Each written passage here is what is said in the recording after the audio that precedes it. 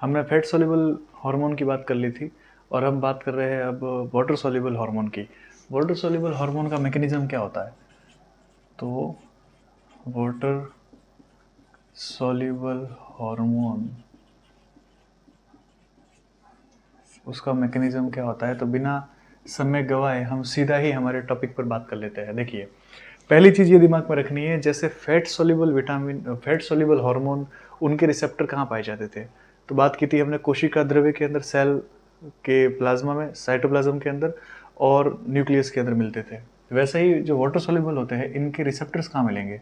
तो मैं बोलूँगा इनके रिसेप्टर मुझे मिलते हैं प्लाज्मा मेम्ब्रेन पर। तो ये हो जाएगा प्लाज्मा मेम्ब्रेन पर रिसेप्टर। तो मुझे प्लाज्मा मेम्ब्रेन का एक स्ट्रक्चर बनाना है इस तरीके से। तो पहले मैंने ये स्ट्रक्चर बना दिया।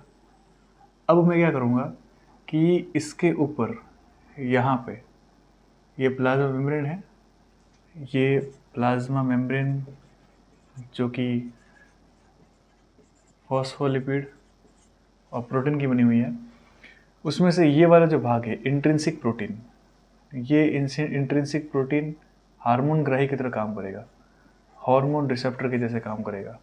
और इसके ऊपर जुड़े हुए रहेंगे ट्राइमेरिक प्रोटीन, ये मैं लिख रहा हूँ अल्फा, जीडीपी, ये बीटा और ये है गामा। तो जो मैंने ये चीज़ लिखी है अल्फा, बीटा एंड गामा, इनको मैं बोलूँगा ट्राइमेरिक प्रोटीन। ये क्या है? ये है ट्राइमेरिक प्रोटीन। और ये जो यहाँ पर HR लिखा है मैंने, जो हार्मोन रिसेप्टर इंट्रिंसिक प्रोटीन है, इसको मैं बोलूँगा जी प्रोटीन कपल रिसेप्टर। तो क्या सीखना है? सीखना यह है कि वाटर सोल्यूबल हार्मोन किसी भी सेल के प्लाज्मा मेम्ब्रेन पर आएंगे और प्लाज्मा मेम्ब्रेन पर जो हार्मोन रिसेप्टर होता है उससे अटैच हो जाएंगे।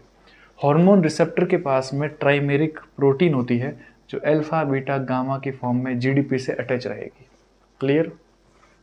अब सोचिए यहाँ पर कोई हार्मोन आ गया, तो मैं यहाँ पर कह रहा हूँ कि यहाँ इस प्लाज्मा मेम्ब्रेन के ऊपर एक हार्मोन आ जाता है, तो ये हमारा हो जाएगा हार्मोन रिसेप्टर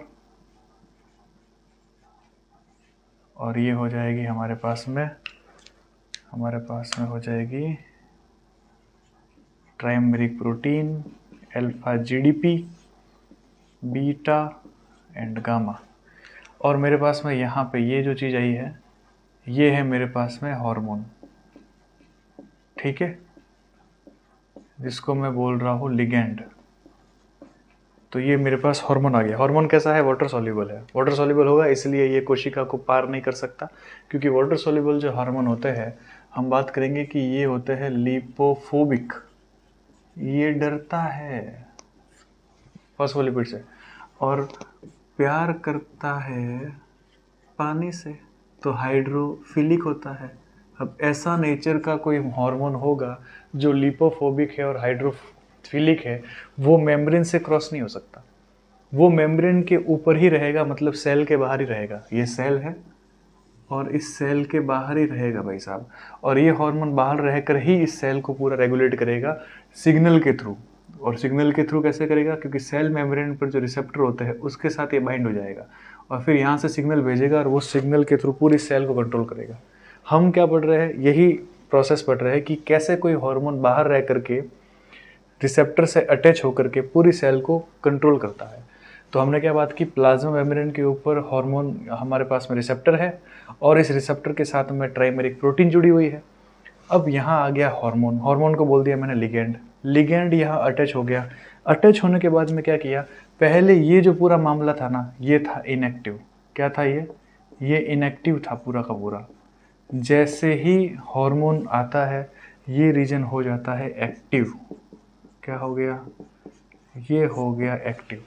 एक्टिव होने के बाद में इसने यहाँ पर सिग्नल दिया, ठीक है, इसने यहाँ पर सिग्नल दिया तो सिग्नल देने के बाद, ये सिग्नल दिया इसने, तो सिग्नल देने के बाद इस साइटोप्लाज्म के अंदर, ये साइटोप्लाज्म है और साइटोप्लाज्म के अंदर, इसको छोड़ देते हैं, दिख रहा नहीं है सही से, तो ये साइटोप्लाज्म है और इस साइटोप्लाज्म के आ गया है सिग्नल, आ गया है किसके थ्रू सिग्नल आया, हार्मोन जैसे रिसेप्टर से अटैच हुआ, हार्मोन रिसेप्टर से अटैच हुआ, HR का मतलब हार्मोन रिसेप्टर है, तो इसने सिग्नल दिया साइटोप्लाज्म के अंदर। साइटोप्लाज्म में GTP होता है, साइटोप्लाज्मिक GTP, ये इस सिग्नल को रिसीव करके GDP और IP इनऑर्गेनिक फॉस्फेट में कन्वर्ट हो जाएगा। यहाँ तक बात समझ में आ रही है?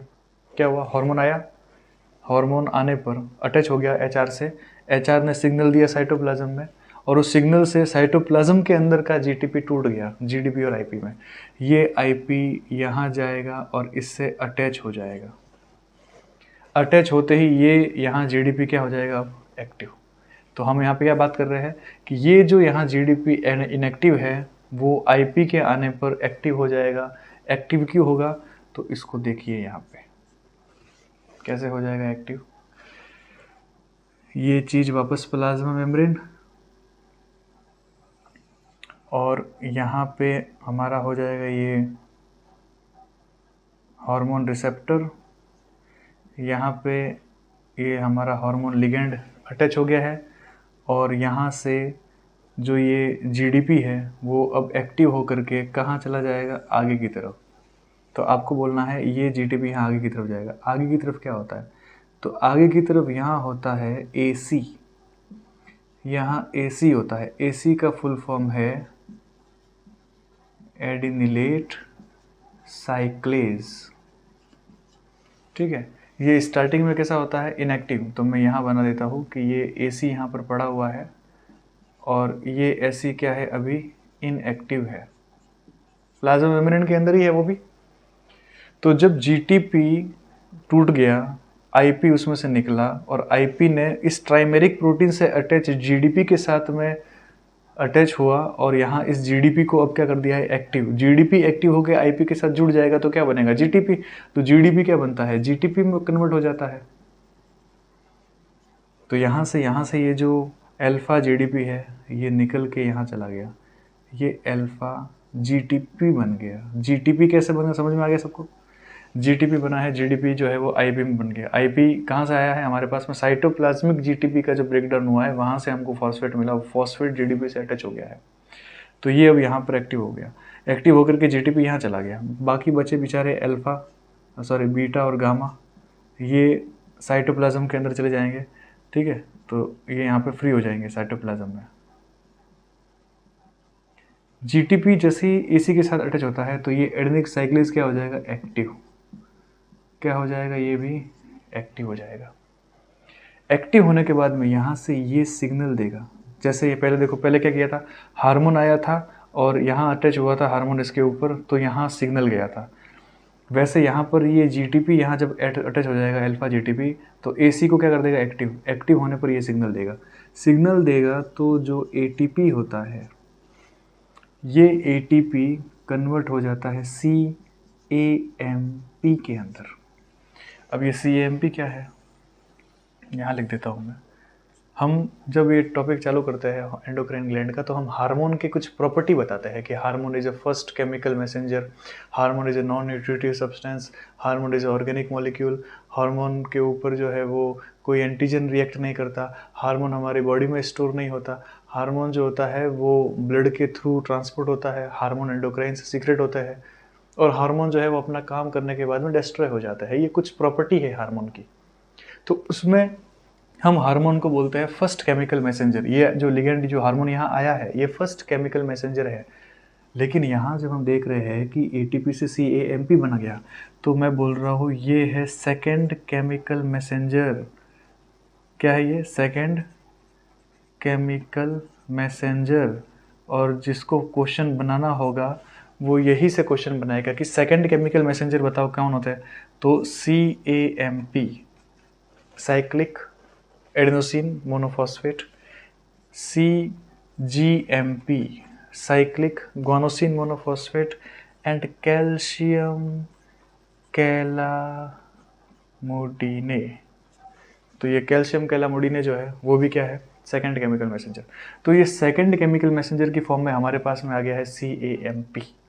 कहाँ बना, ये साइटोप्लाज्म के अंदर बना है। अब ये CAMP क्या करेगा, ये CAMP साइटोप्लाज्म में पाए जाने वाले प्रोटीन काइनेज ए को कर देता है एक्टिव।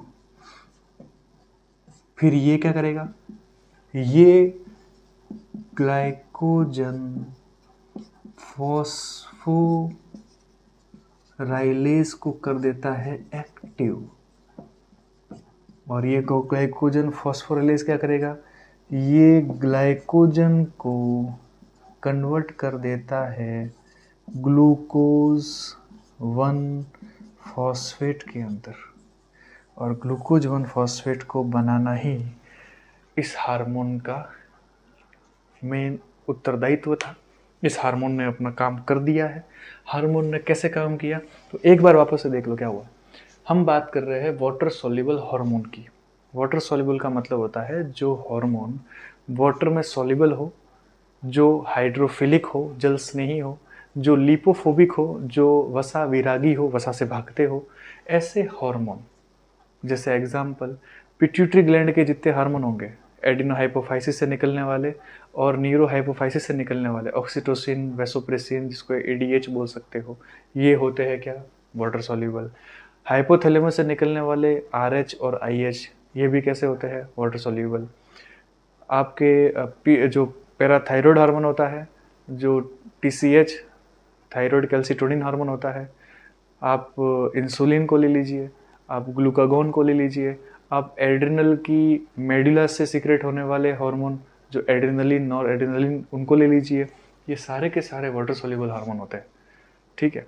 तो वाटर सॉल्युबल हार्मोन का करता क्या है, वो बेचारा आएगा और आकर के जो टारगेट ऑर्गन होता है, वहाँ की सेल होती है, उसके ऊपर एक रिसेप्टर होता है मेम्ब्रेन में, उस मेम्ब्रेन से जाके अटैच हो जाएगा। अटैच होता है तो उस वाले रीजन को बोलते हैं हम G प्रोटीन कपल रिसेप्टर, उसे अटैच हो गया। और उसी के पास में बाइंड होते हैं 3 ट्राइमेरिक प्रोटीन। जैसे ही ये हार्मोन अटैच हुआ, हार्मोन ने एक सिग्नल दिया, सिग्नल गया साइटोप्लाज्म के अंदर। इस सिग्नल से साइटोप्लाज्मिक GTP कन्वर्ट हो गया GDP और IP में। ये IP इस ट्राइमेरिक प्रोटीन से जुड़े हुए GDP से अटैच हो जाएगा और बना देगा GTP। उससे ये इनएक्टिव पड़ा हुआ अल्फा GDP एक्टिव हो जाएगा। एक्टिव होकर यहाँ ट्रांसफ़र हो गया, देखो यहाँ से यहाँ ट्रांसफ़र हो गया। पीछे बचे इसके 2 दोस्त, वो बेचारे फ्री हो जाएंगे। ये जो अल्फा GDP है, ये अल्फा GTP इस AC के साथ में कनेक्ट हो जाएगा। AC पहले इनएक्टिव होता है, फिर वो इसके अटैच हो जाने के बाद एक्टिव हो जाता है। नाम क्या है, एडिनिलेट साइक्लेज। एक्टिव हो गया, एक्टिव होने पर सिग्नल दिया वापस साइटोप्लाज्म में और इसने ATP को कन्वर्ट कर दिया CAMP में। CAMP is a second chemical messenger, जो द्वितीय संदेशवाहक की भूमिका निभाएगा और हार्मोन ने जो उसको बोला है वो हार्मोन का काम करेगा। क्योंकि हार्मोन तो अंदर जा नहीं सकता। क्यों नहीं जा सकता, क्योंकि ये कौन सा हार्मोन है, वाटर सॉल्युबल। तो हार्मोन अंदर नहीं जा रहा है, उसने सेकेंड केमिकल मैसेंजर बना दिया और इस सेकंड केमिकल मैसेंजर ने साइटोप्लाज्म में बैठे हुए प्रोटीन काइनेज A जो इनएक्टिव था उसको एक्टिव कर दिया और उसने ग्लाइकोजन फॉस्फोराइलेज को एक्टिव कर दिया और ग्लाइकोजन फॉस्फोराइलेज ने ग्लाइकोजन को ग्लूकोज 1 फॉस्फेट में कन्वर्ट कर दिया और ये हमारी इस सेल के अंदर के मैकेनिज्म को कंट्रोल कर लेती है और वही काम करेगी जिसका इशारा हार्मोन करता है। तो समझ में आई, वाटर सॉल्युबल हार्मोन का मैकेनिज्म पूरा अलग है और फैट सॉल्युबल हार्मोन का मैकेनिज्म पूरा अलग है, क्योंकि दोनों हार्मोन की प्रॉपर्टी, दोनों हार्मोन का नेचर अलग होता है, तो वो काम भी अलग तरीके से करेंगे। तो आपको ये टॉपिक देखना, आराम से समझ में आ जाएगा, सिंपल है। क्वेश्चन बनते हैं इनके ऊपर, मैकेनिज्म का एक्सप्लेनेशन पूछा जाता है और इसमें से छोटे छोटे क्वेश्चन निकाल के पूछे जाते हैं, निकलेंगे सारे इसी में से। तो इसके आगे का टॉपिक हम बाद में करेंगे।